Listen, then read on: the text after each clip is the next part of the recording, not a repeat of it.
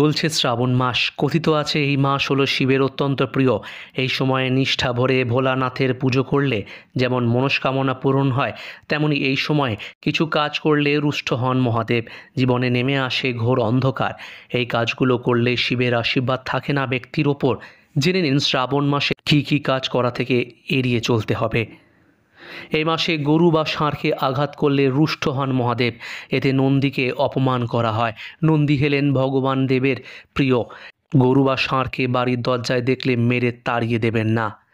দ্বিতীয়, শ্রাবণ মাসের বয়সে বড় কাউকেই অপমান করবেন না। খারাপ চিন্তা মনে আনবেন না। তিনি শিক্ষক, স্ত্রী, পিতা, মাতা, এমনকি বন্ধু হতে পারেন।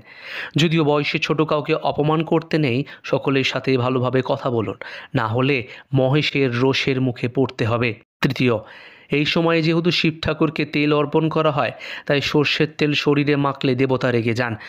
তাই এই সময়টা তেল মাখা থেকে এড়িয়ে চলুন। চতুর্থ, শ্রাবণ মাসে শঙ্করের পুজোর সময় ভুলেও শিবকে কেতকী ফুল নিবেদন করবেন না।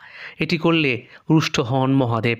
পঞ্চম, এই মাসে দিনের বেলা ঘুমাবেন না। যত তাড়াতাড়ি সম্ভব সকালবেলা ঘুম থেকে উঠে মহাদেবের পুজো করুন। এতে ভোলানাথ খুব খুশি হন। আর্থিকভাবে কোনো সমস্যাও হয় না। তবে বেশিক্ষণ দিনের বেলা ঘুমোলে আর্থিক সংকটে পড়েন ব্যক্তি। ষষ্ঠ, এই মাসে দুধ একদমই খাবেন না। দইও এড়িয়ে চলুন। শিব ঠাকুরকে শিবলিঙ্গে দুধ দিলে জলাভিষেক করুন। সপ্তম, শ্রাবণ মাসে ভুলেও মাছ মাংস ছোবেন না। এই মাসে সাত্ত্বিক থাকার চেষ্টা করবেন। সেই সঙ্গে রসুন পেঁয়াজও এড়িয়ে চলাই ভালো। ভিডিওটি ভালো লাগলে অবশ্যই কমেন্ট বক্সে হর হর মহাদেব লিখতে কিন্তু ভুলবেন না। দেখা হবে পরবর্তী সময়ে। ভালো থাকুন, সুস্থ থাকুন। ধন্যবাদ।